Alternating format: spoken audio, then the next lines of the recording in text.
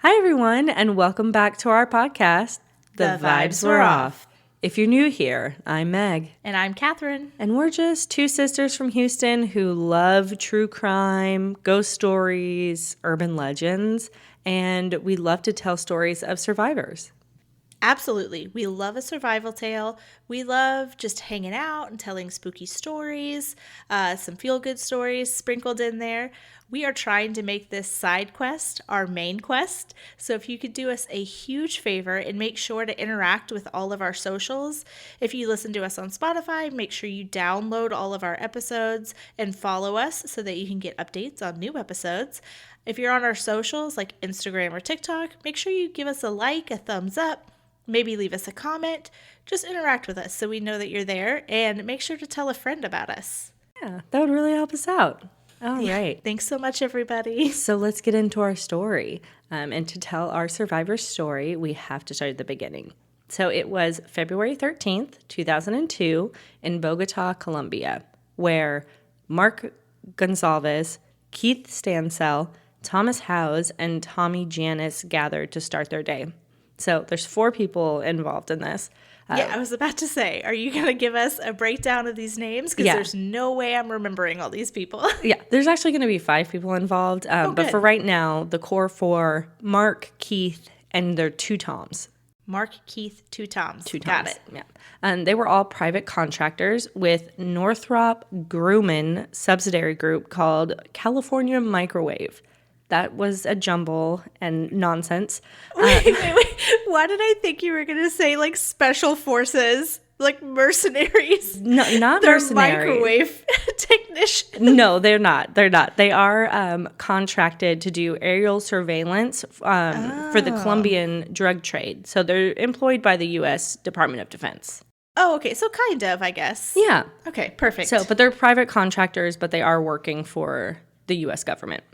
Wait, so how do microwaves come into the equation? That's just what this company that they work for is called, California Microwave.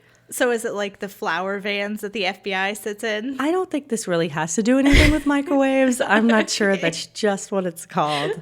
Okay, sorry, go ahead. I know, it's a weird name.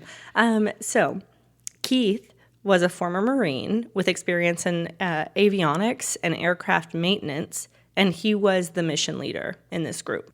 And he had been in Colombia for about 4 years, 2 with California Microwave, and had previously worked with Tommy Janis at a different contract company in Colombia. Nothing to do with heating up goods. No. Okay. Not to my knowledge. So Tommy Janis and Thomas Howes were both pilots. So pretty easy. The 2 Toms both are pilots. Oh, got it. Okay, cool.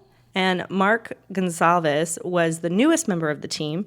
He had worked for California Microwave for about 4 months, and he did counter-narcotic intelligence gathering. That's intense. Yeah. That's a tough job. So this is, ragtag team of surveillance technology people. Are they, like, not to be rude, are they equipped to, like, be in the drug running scene? Absolutely. Oh, okay. Yes, absolutely. So Mark, I believe, was in the Air Force. Keith had been a Marine, and then the 2 Toms were very, very knowledgeable and great pilots. So Keith had been doing this for a long time in Colombia, and Mark, while he was new to this group, before this, he was doing counter-narcotic intelligence analytics. Oh, that's cool. Yeah, okay. So they were actually really excited to get him on this team. Got it. Yeah, but all very, very qualified for what they're doing here. And I think Mark described it best, talking about the kind of work and the overall situation in Colombia the best. So I'm going to quote from their book. And he said, "During those flights, we were mostly looking for coca fields and drug processing labs under the control of the principal revolutionary group in Colombia, the Fuerza Armadas Revolucionarias de Colombia, or FARC. We're going to call them FARC. FARC. Yes. Not to be confused with fart, which is what I thought you said at first. Don't worry, we're in our 30s and See how they end there. Got fart jokes going on right now. You can call them farts because they are terrible people. That's perfect. The fart group. Yes. So the FARC had been around for nearly 40 years, initially beginning as a military wing of the Colombian Communist Party. Their Marxist insurgency had ebbed and flowed over the years in terms of numbers and influence, but though their ranks had dwindled as of late, their tactics had solidified. Their primary means of waging and funding their war was through extortion, kidnapping, and drug running. And they were at war with Colombia? Yeah, so this is like a group that wants to overthrow the government of Colombia. I see. Okay. Yeah. So by gathering intelligence on the FARC's drug connections, I was doing my part in the U.S. efforts to eradicate the coca crops and the drug trafficking infrastructure in Colombia. That's what Mark said? That's what they're doing. Oh, yeah. okay. And he said in 2002, 650 metric tons of cocaine were processed in Colombia, and the vast majority of the 494 metric tons of cocaine that made its way into the U.S. came from there.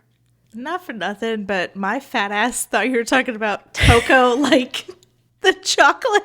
I was like, why are they so worried about chocolate? It's fine. Oh, honey baby. It's cocaine. The cocaine. Okay, sorry. Cocaine plants. Yeah, so innocent. But also so much cocaine. Yeah. We went through, we used that much cocaine? Yeah. Yikes. Yeah, a lot of cocaine comes into the U.S., and a lot of it was coming from Colombia. Don't do drugs, kids. PSA. Do not do drugs. But that was down more than 20% over the 2001 figures. So whatever the joint efforts between the U.S. and Colombia had been doing, it had been a success. Great. Go Mark and Tom's. And who's the other guy? All the Toms, Mark, and Keith. Keith. Good job, y'all. And he also talked about the realities of living in Colombia as an American, saying, as Americans, we were always considered a kidnapping risk. And if anyone suspected that we were doing intelligence work on behalf of the U.S. government, our value as captives would rise. Colombia's reputation as a place where for-profit kidnapping thrived was well-deserved. The number of prominent military, political, and civilian captives being held by various groups, primarily the FARC, was troubling to say the least. By 2003, the number of yearly kidnappings had declined from more than 3,500 committed to 2,000. So there were still like 2,000 people a year. That's a lot of people getting kidnapped. Yeah. So, the number of hostages still in captivity in Colombia was among the highest in the world. Oh, geez. So we couldn't go and, get them? As America? We can't go back and get our people? It would be pretty difficult. But don't worry, I'm going to tell you all. Just so scared right now. About this. I know. That was frightening. But I don't like that you told me that statistic. And then you're like, okay, Thompson, and Mark, and Keith. Let's get in there. You'll be fine. But it sets the scene, and I think it's an important stuff to know. So this morning, again, February 13th, was pretty typical for the group. Keith had met with the Tactical Analysis Team, or TAT, at the U.S. Embassy that morning. So they always had to retrieve their target package the day of the mission due to the importance and sensitivity of the information. The target package was basically a list of places that they would be flying over and photographing/videoing for the day. Yeah. You with me still? I am, but I'm like, this package just seems very intense. I feel like I'm going on the mission with them. Oh, good. We got our package. Let's get into the plane. Yes, and we're going to talk about the plane. So they were in a civilian airplane. So it was made to look like a civilian airplane, and it was a Cessna Grand Caravan with a single... The minivan. Yeah, that's what I thought about too. Yeah. With a single 675 horsepower Pratt & Whitney turboprop engine. This will be important information in a second. Okay. So the men were hanging out in the recreation room, chatting and preparing for the day. Mark was on day 6 of his 28-day rotation. Keith was only on the day 3, but learned that this would be his last flight for this rotation because he would be heading back to the States after this to do something else. Oh, okay. And this would be also Tom H's last flight for the rotation before a well-deserved break back home with his family. You okay over there? You're making me so sad. I know something happens to Tom. What about the other Tom? The other Tom, I'm not really sure where he was in his, he was just there. Yeah. As the men prepared to leave, they were greeted by 2 Colombian men. It was standard practice that a representative of the Colombian government would join the group for their missions, kind of like a liaison. Yeah, that tracks. Yeah. Keith let the men know, because he was like the mission controller, that they only had room for one of them in the airplane. So Sergeant Luis Alcides Cruz joined the group, and the men boarded the plane. Okay, going out. Here we go. So everything was fine. They used this forward-looking infrared surveillance equipment, and Mark was busy making sure that everything was working properly. Tommy Janis was the head pilot, and Thomas Howes would be the co-pilot for this flight. Keith and Sergeant Cruz were just sitting in the back. Sergeant Cruz did not speak a lot of English, and Keith and Mark didn't really speak that much Spanish. But luckily, Tom H. spoke Spanish pretty fluently, and he was a big help in translating for the group. The men were talking about food because Tom H. had just pulled out this delicious-smelling lunch that his wife had made for him. And just as the men were settling in for the day, Keith noticed a drastic change in the noise level of the airplane. Hate that. And by drastic change, I mean that he did not hear the airplane engine anymore. Oh, okay. No, they're just falling out of the sky now. Yes. Casually. So he turned his attention toward the Toms and said, "What's going on?" And Tom J. replied very calmly, "That, sir, is an engine failure." You told me to remember there's only one engine in this plane. There's just the one. There's not. So what do? We don't have a second engine. Also, you're telling me too many airplane falling out of the sky stories. I know. You're going to be banned from airplane stories. I'm going to take a break after this. After this, you're done. I just find them so fascinating. Yeah. So anyways, immediately Keith turned to Mark and asked him to make a Mayday call, which Mark said he thought Keith should do because he was more experienced and Mark was still kind of new here. I'll do it. What are you talking about? Well, Mayday, Mayday, Mayday. Can you do it? You seem more equipped. What was he doing that he couldn't do the Mayday call? Listen. Just... Keith is more poised, I guess, at this specific moment. We are delegating things right now that don't need to be delegated. Yeah, well, so jumping into action, Keith went to the SATCOM radio to give their location. So he called, "Magic Worker, this is Mutt 1. Do you read me?" And to his shock, no response. See, Magic Worker was responsible for their command and control, and they had to check in with them every 30 minutes. So it was very strange that they were not replying. Yeah, are they delegating too? Right. Is somebody taking a break? Oh, no. Yeah, so wanting to make sure that their Mayday was received, Keith put in a distress call to the Department of Defense group based in Florida called the JIATF East.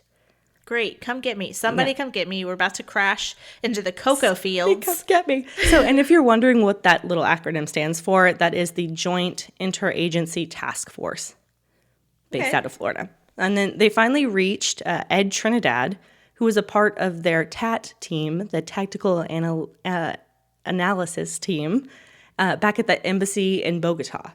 Perfect. I like TAT much better than FARC. Yeah. I love all the acronyms. Yeah. Very military. At the time of the engine failure, they were 12,000 feet over the rugged Cordillera Oriental Mountains, south of Bogota, heading to their refueling site in Larandia. While Keith and Mark were communicating with Ed Trinidad, Tom H. was making contact with the aviation authorities at 2 nearby airports. So he reached the towers at Larandia, which they were supposed to refuel at, and Florencia. And then the Toms went through the restart procedure to see if they could get the engines running again. Just casually. Like, did you try to turn it off and then back on again? They did all the things and were unsuccessful. Oh, no. Yeah, so knowing that they would not make it to their refueling stop just by gliding, the pilots began searching for a place in the jungle that they might be able to land. Because they're like in the Colombian jungle right now. And that's when they spotted a small area where the trees had been cut down, and it was really their only option at this point. That's when they spotted a small area where the trees had been cut down, and that really was their only option. So as they crash landed, the cabin ripped open, and dirt started to flood in, but miraculously, everyone survived the crash. Great pilots. Great pilots. Amazing pilots. And a little interesting fact, this was actually the second crash that Keith had survived. He was also in a helicopter crash in the States the year before that he came out. He needs to stay out of planes. You know, This maybe a boat. Just try a boat. he's Or either really lucky or really unlucky. Yeah. I'm not sure. Yeah. So, but yeah, that happened. And anyways, back to the story that we're talking about. Once they stopped moving, it was on everyone's mind that they needed to get out of the airplane because it could catch on fire at any moment. Yep, that's a thing. Yeah, so Keith and Sergeant Cruz were working on getting the door open while Mark was collecting important things like sensitive information, weapons, personal belongings, and survival gear. Just as Keith and Sergeant Cruz made it out of the plane, they heard gunshots. No, that's what I was going to say. Somebody saw them crash that plane. Yeah. No, it's the fart, isn't it? So Sergeant Cruz was pointing and shouting, "Guerrillas, guerrillas." And when Keith looked, he saw a handful of FARC members coming up the side of the mountain towards them. So they called the FARC terrorists guerrillas sometimes. So, and behind the smaller group of FARC members, they saw a larger group of about 50 and 60 of them coming up, like around them, surrounding them. Yeah, so there's no way they can fight them off. It's 60 versus 5? There's 5 of them. Yeah. Oh, that's awful. And they did have weapons, and actually Mark had handed the weapons to Sergeant Cruz, who took them to the front of the plane where Keith was. And Keith was busy trying to get the pilots out of the plane, which he did pretty easily. We love Keith. And Mark remembered at that moment that the target package was still in the plane. And they couldn't let the FARC find that, so he went back into the plane and destroyed it. So lot is happening right now. Mark is trying to find the target package. Keith is trying to pull the pilots out of the plane. Sergeant Cruz is over there with a bag of weapons, doesn't speak much English, and I think is trying to like destroy paperwork of his own to cover his identity. Oh, geez. Because he works for the Colombian military. Oh, I didn't even think about that. They're going to hate him the most. The most, right. Oh, no. So a lot of stuff is happening right now. And as the guerrillas are getting closer, Keith recognized there is no way that they're going to be able to fight them because they are seriously outmanned and seriously outgunned. So he actually threw their bag of weapons over the hill to hide them because he didn't want for them to just like shoot them because they thought they were hostile. And he told the group that they were not going to be fighting today. So at that moment, Sergeant Cruz looked at Keith with tears in his eyes and begged him to tell the FARC that he was an American. Oh, no. But he doesn't speak much English. I think he was just like, you do all the talking and you tell them I'm an American. Well, because they don't want a Colombian hostage is the problem. I think I know where this is going, which is so sad. Poor baby. I know. Oh, no. And I just like picture him like crying. And being like, please, please tell them I'm American. So with the large group of FARC approaching, Keith put his hands in the air and shouted, "No armas, no armas," and everyone followed suit. Keith believed that they were going to interrogate them and then probably execute them. Yep. Mark, Keith, and Tom H. were taken down the hill first, and then they brought them to this like small hut where they gave them something to drink. They later said it tasted like an overly sweet lemonade. They drugging them? No, I don't think so. I think they're just like, oh, they're probably planning on keeping them. You might be a little thirsty. You just went through a plane crash. But only 3 of them. 3 of them went down the hill. Okay. Then they were taken back outside and stripped down and searched. So full nude, searched from head to toe. Yikes. The FARC thought that they were microchipped. They thought all Americans were microchipped. What year was this? 2003. Oh, okay. Yeah. Maybe. So they were looking everywhere in their hair, in between their toes and fingers. Like squat and cough. They were looking everywhere. Oh, no. And Keith recalls all of them being very young looking and maybe not that bright. Yeah. Just very radicalized, too. So not a lot of free will thinking. Yeah. So some of them were wearing like camo kind of military looking outfits, but some of them were just in sweats. but they all were carrying serious weapons, including AK-47s and hand grenades. Okay, just hand grenades. Yeah. Okay. Because why not? Jeez. And they also thought that if the Americans talked too loud, that their voices would be picked up by satellites. So they didn't allow them to speak. Okay. They were very paranoid about the technology that they might have on them. I see. Yeah. Yeah, I mean, I'm paranoid too, but like, all right. Yeah. They are another level.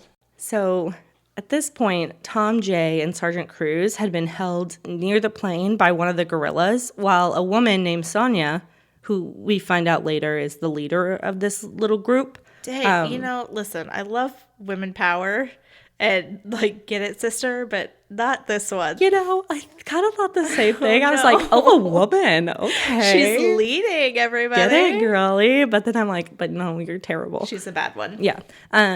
So she was looking through the plane, I guess, to find any information. Their documents and stuff, yep. But luckily, I think they had gotten rid of everything.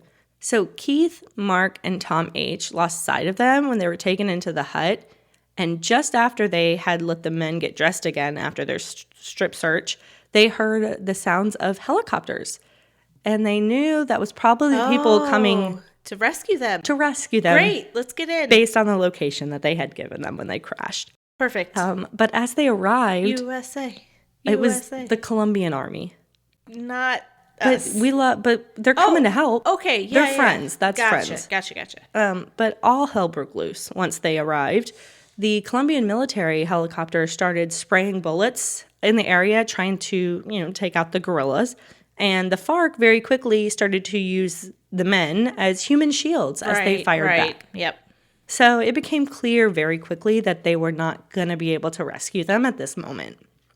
Oh, that's like devastating. Can you Heartbreaking. imagine? You're like, they're right here.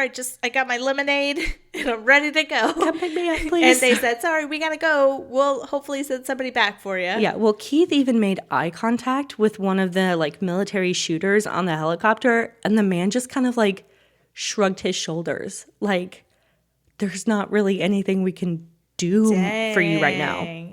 Like, I get it, but that's rough. A little cold-blooded. Yeah. So as the helicopters backed off, the three men were taken into the jungle where they basically disappeared.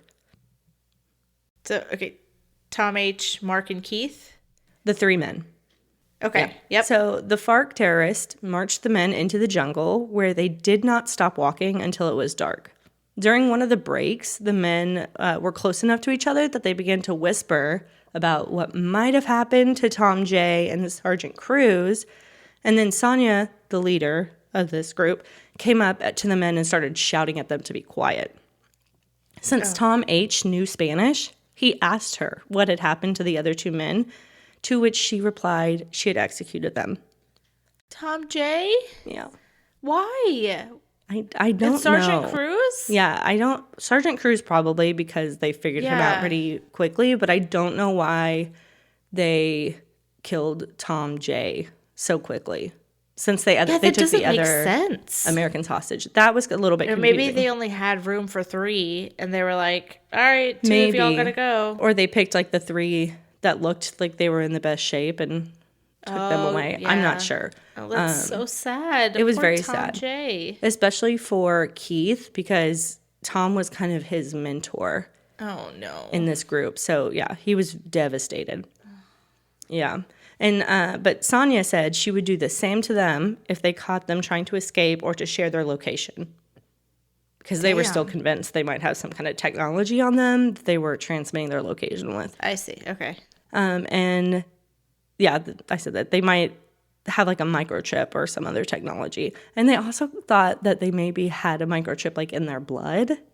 Okay. Yeah. Sure. It was crazy. But heartbroken at learning the news of their friend Tom J. being killed, the 3 men were forced to continue walking. They walked for 15 hours a day for 2.5 weeks. Where are they walking to?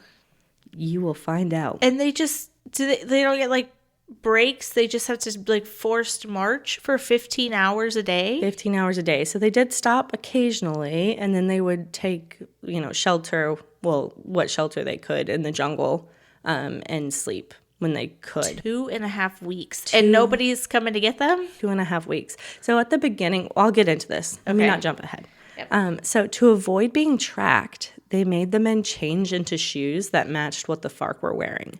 So they were worried about, like, if anybody did come looking for them, they didn't want to be able to figure out where the men had gone. But they did not have a big enough size shoe for Keith.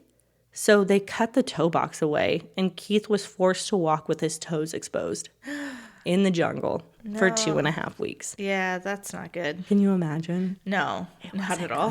No. Yeah. And the only thing that they would give them to eat or drink was a brown sugar water mixture and a leaf of rice.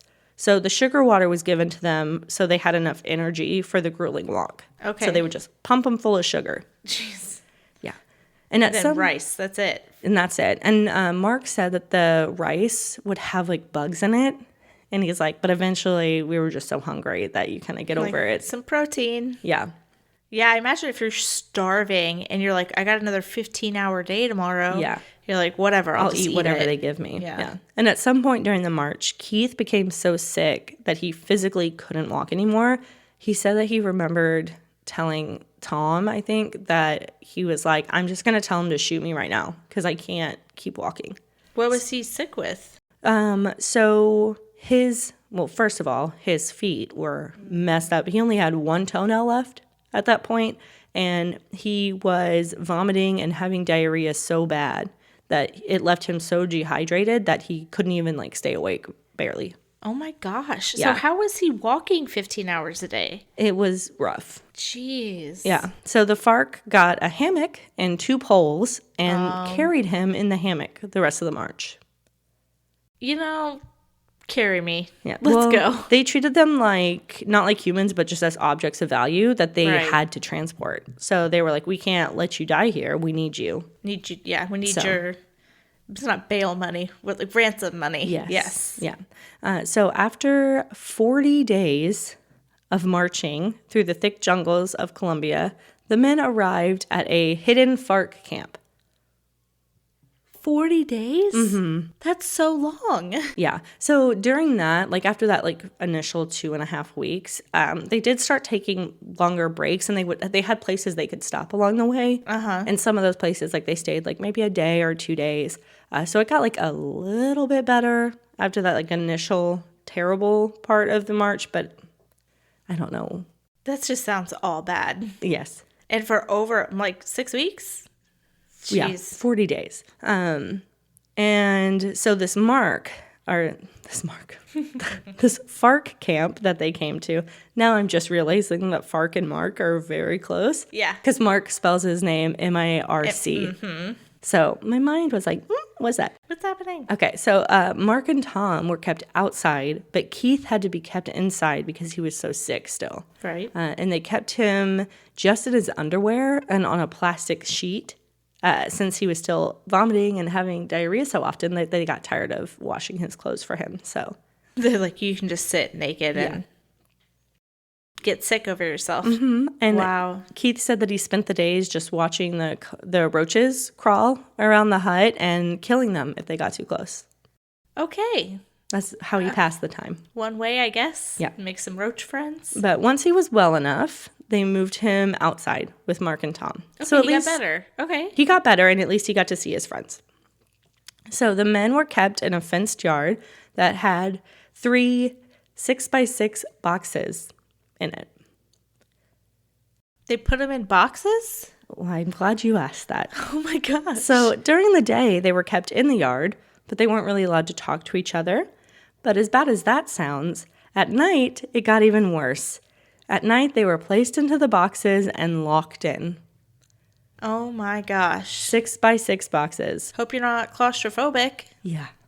And the only thing they said that really kept them going during this time was being able to write little notes to each other on the toilet paper that the FARC had given them. Oh my gosh. Yeah, so they at least could communicate a little bit, and they would remind each other of their families and that they were being looked for. And actually during like the first few days of the march, maybe like the first couple weeks, they could hear planes above them. Right. Like people were searching for them, but they hadn't heard one in a while. But their faith remained that they would not be forgotten, and they just continued to think about their families. And it was true. The Colombian military was actively looking for them and fighting the terrorists.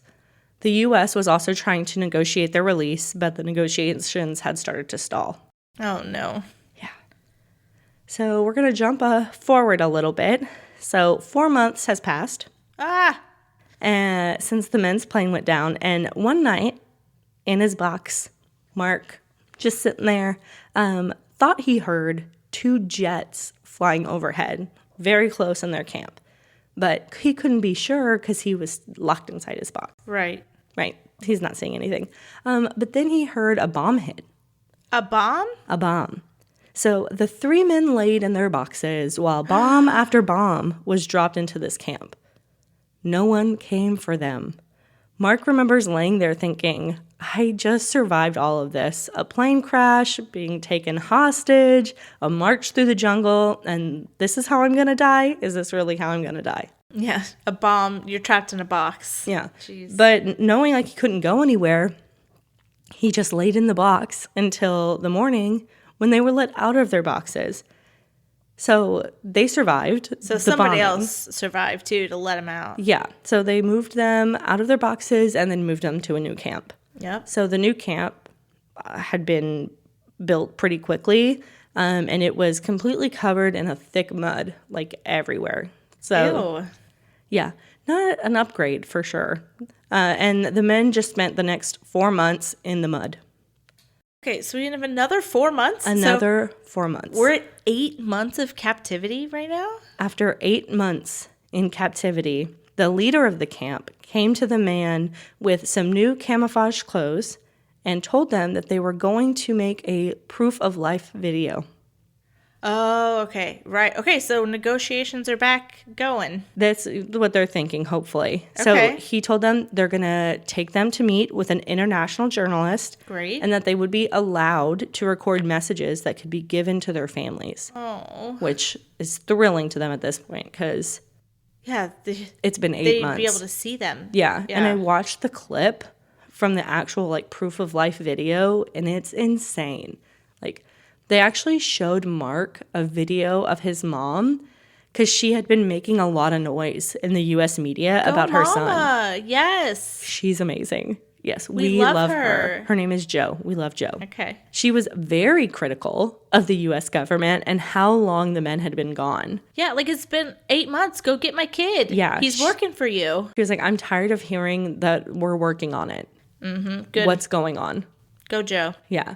And then they let the men record messages for their families, but the men quickly realized that they were really just meaning to use like their pain and suffering as a tactic to force negotiations with the government. So they caught on pretty quickly. Like they wanted them to cry and look miserable, and because they were going to use that. Oh, like to get more, whatever they wanted. Right. More money. Or to like get them to move the needle. Yep. You know? Yep. So, because obviously they're going to release that to the public and there's going to be outcry. Right. So, yeah, during the break, after kind of realizing what's happening, Mark was able to speak with a woman who was helping translate, and he asked the woman what she thought was going to happen to them, and she said it all depended on what the U.S. government did. But she knew if they tried to rescue them, they would all be killed. And she told them about a group of hostages that was recently executed because the army had attempted to rescue them. Oh, that's so tragic. Yeah. So after their proof of life video, the men were moved to a different camp.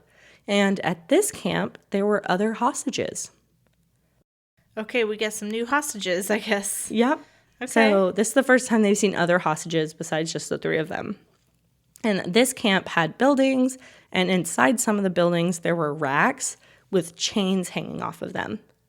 Yikes. Yeah. Mark said it looked like a concentration camp Oh, no. in the jungle. Yeah. Yeah. And as they got closer, they noticed guard towers everywhere, manned by guards with guns. And in the cages, there were other hostages. And as they passed them by, Mark asked, "How long have you been here?" And one guy replied, 6 years. 6 years? Yeah. As a hostage? Mm-hmm. Where is the government? Is this an American? I don't know. They didn't say who he was. 6 years? They said he was there for 6 years. 8 months seems unfathomable. I can't imagine 6 years. Yeah. So at this camp, the hostages were allowed to listen to the radio. And there were even stations that would play messages for hostages sometimes from their families. So get this.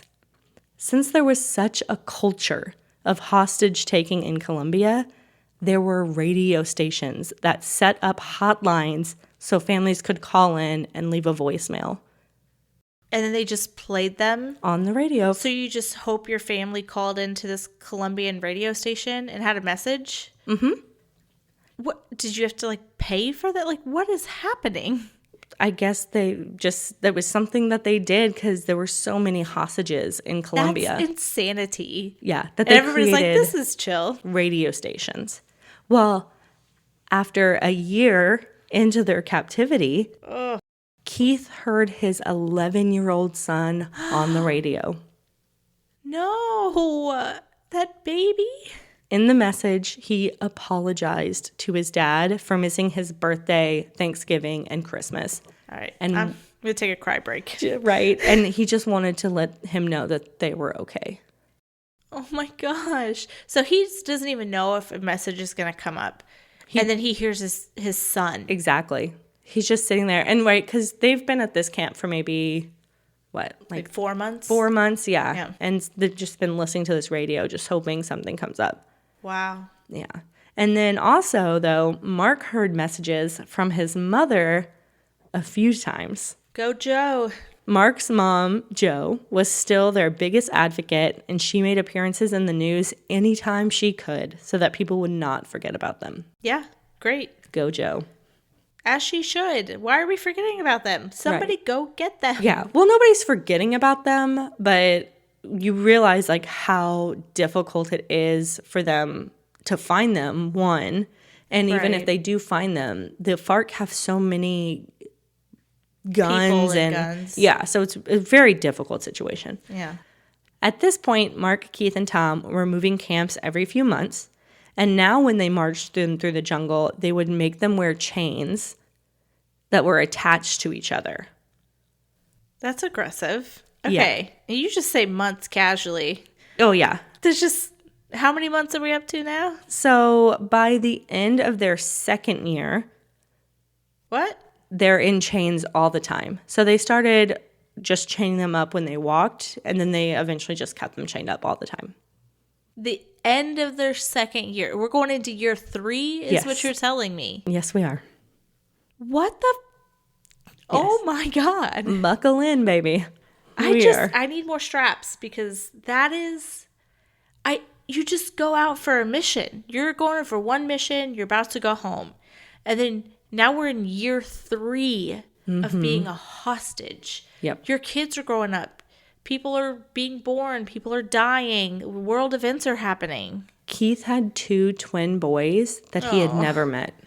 What? Because I think his wife was pregnant. Oh, or had just had the baby, something. But he knew he never met them. He knew he had twin sons, but he had never met them. Yeah. So Keith talked about the mental and physical toll that it took on them to be chained together all the time, and he was chained to Mark. Okay. And so they were sleeping, bathing, using the restroom, everything. No privacy at this point. Just absolutely not. Yeah. Yeah. And he recalls apologizing to Mark while they slept because Keith's feet were kind of close, would be kind of close to his face, and his feet were rotting. Not stinky, rotting. And he was worried he was going to get gangrene.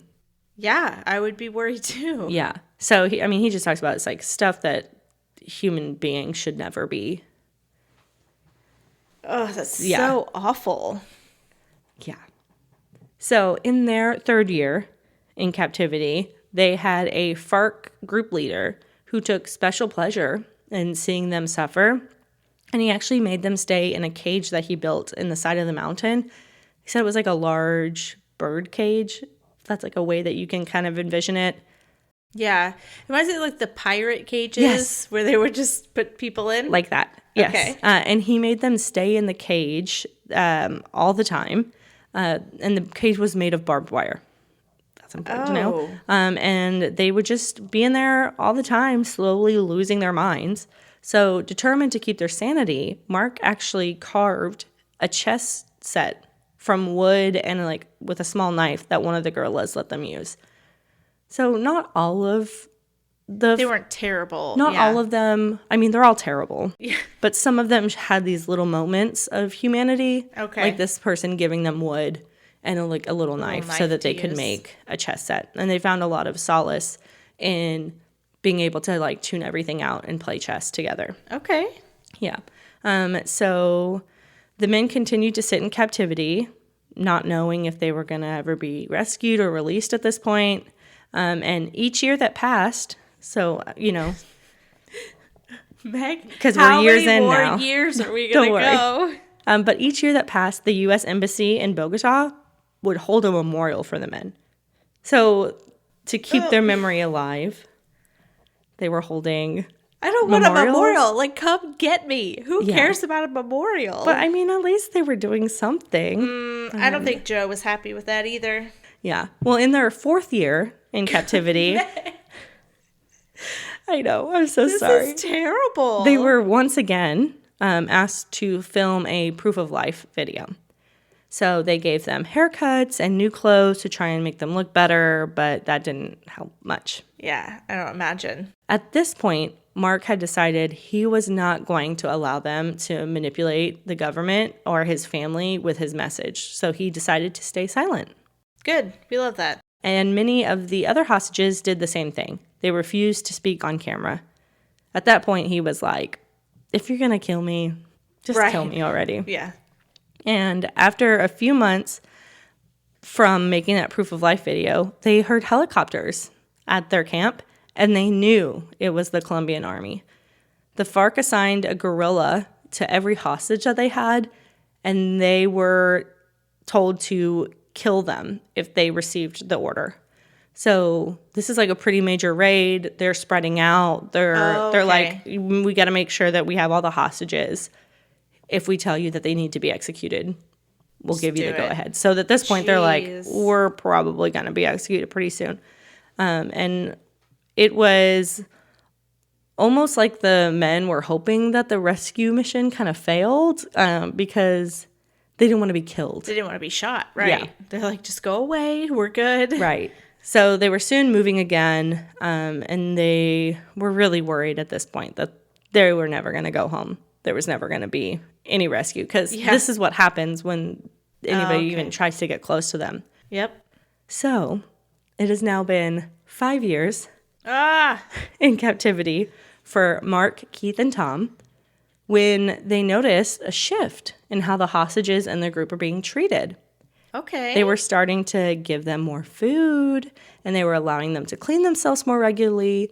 They even heard on the news that the Colombian government was going to allow a group of workers, led by the French, to come and administer first aid and assess the condition of the hostages. So they heard that, and they figured, okay, that's why they're treating us a little bit better. Right. Okay. Because they want us to look a little healthier A little more presentable. when these people get here. So they even heard through that they were going to maybe be able to send messages to their families, which they had not been allowed to do since 8 months A couple in? years ago. Yeah. So they were really getting excited about this opportunity and hoped that it would, give some kind of hope back to them. Right. So there were 15 hostages total Wow. that were brought into a group and marched into a field where they could see 2 large helicopters with painted red and white, kind of like first aid or Red Cross. Right. Yep. And they were preparing to land in the field. Around the field was a large group of the FARC, all dressed up in their new looking uniforms, all cohesive. They had big weapons on them, so they were really Show of force. putting on a show. Yeah, mm-hmm. Look how strong and professional we are. Right. Yeah, because they had agreed to this, right? So they knew that they were going to be interviewed and there were going to be cameras there. So the first people to get off of the helicopter was a cameraman and an interviewer who went to speak to the leaders of the FARC group that were there. So there were two like kind of higher up leaders that were there in the field. And then other aid workers came off and told the hostages that they would need to bind their hands and feet before they got into the helicopters. No thanks. I'm all set. I've been chained up for 5 years. No, thank you. Yep, this is exactly what they thought. They were like, this is a big red flag. Yeah. Because they thought this was kind of like a neutral group, but they quickly realized these people are not here to administer aid. They're working with the FARC, and they're just trying to take us somewhere else, possibly worse, maybe somewhere that we're never going to be found. So they got a little mad, and they told the workers they were not going with them. They were like, nope, not doing it. Yeah, nope, I'm not getting on that plane. Yeah. That helicopter, not happening. So seeing all of this happening, finally, one of the aid workers kind of came up quietly to Marc and Keith and said in like a whispered tone, do you want to go home and see your family? Please trust me. Oh, shit. Okay, tie me up. Let's go. So Keith and Tom instantly were like, okay. And it took a little bit to get Marc on board, but finally they went on board and all the other hostages followed suit. So they bound their wrists and their feet, and they got onto the helicopter. And so did the two FARC leaders. Okay. And they took off. Once the helicopters were in the air, the aid workers began to shout, Colombian Army, Colombian Army. And they disarmed and tied up the two FARC leaders that were aboard. Yes, we did it. We did it. So yes. All of the hostages were released from their restraints, and the reality that they had just been rescued finally started to sink in. Just start sobbing. Yes. Just cheering and sobbing. There's also video of this. Oh, okay. Yes. We should try and put that in there, too. It's so good. So all the clips that I saw were in the show I Survived. Oh, so I'll okay. shout that out at the end. So if you want to see it, you can see it. See, what happened here, though, with this rescue mission was that the Colombian military had come up with a brilliant plan. They had infiltrated the FARC's radio communication.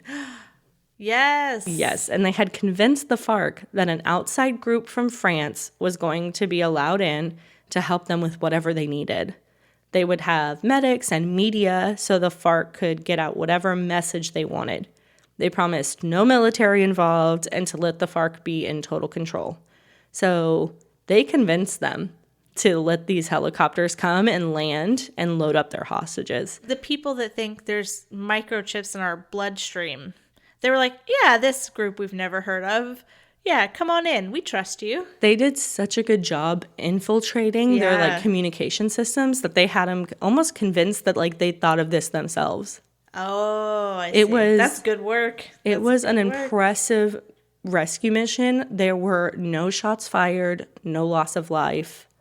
It was amazing. Yeah. Especially for who they were being held by to get all of them out. Well, not for one those casualty. 15, but I imagine the rest of the hostages and the other camps didn't fare so well.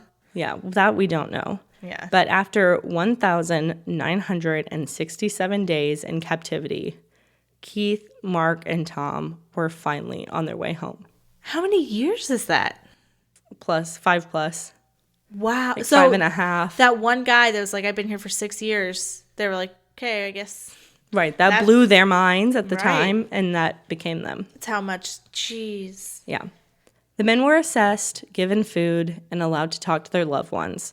At the first press conference, the first thing that they wanted to talk about was the other hostages in captivity. Oh, gosh. Great. Yeah. Yeah, because they were like, there's still more. Right. Like, we're so happy that we got out, but there are a lot more still there. Yeah. They also co-wrote a book about their time called Out of Captivity, and it is a really fascinating read. And they talk way more in depth about those 5+ years because a lot happened that I wasn't able to cover because that would have taken like 8 hours. Yeah. But yeah, really, really good book. And what really struck me was the moments that they like pointed out with like different FARC members when they could see that human side to them. how we talked about the chess set and that. There was also a story of one of where they were marching, and after like days and days of cruelty from this like specific man, he saw Mark and Tom huddled together one night because they were cold, and he pulled out a sheet from his bag and like covered the men in the sheet. Huh. And they were like, it was just like a really surprising moment because this man has been so cruel to us over the past few days. So why does he care if we're cold? Right. Like, what made him do that? So there's a lot of like little things like that just really, I don't know, makes you think. It's really interesting. Psychology of it. Yes. Yeah. Mm-hmm. So interesting. And I also want to say this because it's really important to note that even the first line of their book, they mentioned that at the time of their liberation, there were still hundreds in captivity, and they knew 28 of them were fellow Americans. Oh my gosh. Yeah. So they were like, we know of 28. Of 28 Americans and hundreds of other hostages that we just saw with our eyes. Right. So they really wanted to try and help. Exactly. Mm-hmm. And I think it's an important message and to tell their story and to bring awareness to the fact that this is still happening in the world. Yeah. Like even in 2026, this is still happening. So that is the survival story of Keith, Thomas, and Mark. Yay. I'm American glad they heroes. survived. Yeah. That's a long time. I feel so bad for Tom H. and what's the other guy's Tom name? J. It was Tom J. and Sergeant Cruz. Sergeant Cruz. Yeah. Do you know, did they find them? Did they go back and get them? Were they able to be returned home? I'm not sure. That's a really good question. I know they like have video evidence of their plane. Yeah. So I imagine that they must have gone back to get footage of that. Right. So hopefully, possibly, I'm gonna say they did because that makes me feel better. Their families have a little bit of closure. Yeah. Yeah. So, but I really do love the camaraderie of like the U.S. government and the Colombian government and them working together so nicely to get these people back. Yeah. Yeah. Well, hopefully we get everybody back and that hostages are no longer a thing and that we could just be good humans. It's wild. And not kidnap people to do them. Yeah. Force them against their will. Yeah. But it also, and all three men are very patriotic and they talk about like how great America is, but it really does, or it should make you grateful to live in the U.S. and be an American because we really do have it so good comparatively. Yeah. To other places. Like, let's get a grip, everyone. Right. And be grateful for what we have sometimes. And just, we're safe. We're okay. Yeah. Like, I'm not worried I'm going to get kidnapped and held hostage for ransom. 5 years. Right. Over drugs. Yeah. Crazy. That's crazy. Well, thanks so much. Yeah. Thanks, everyone, for listening. I know the vibes were off in that story. But the vibes are always on here with us. Love ya. Bye. Bye. Listen to us on Spotify, Apple Podcast, or YouTube. You can also find us on Instagram at The Vibes Were Off, TikTok at The Vibes Were Off Podcast, or good old-fashioned email at thevibeswereoff@gmail.com.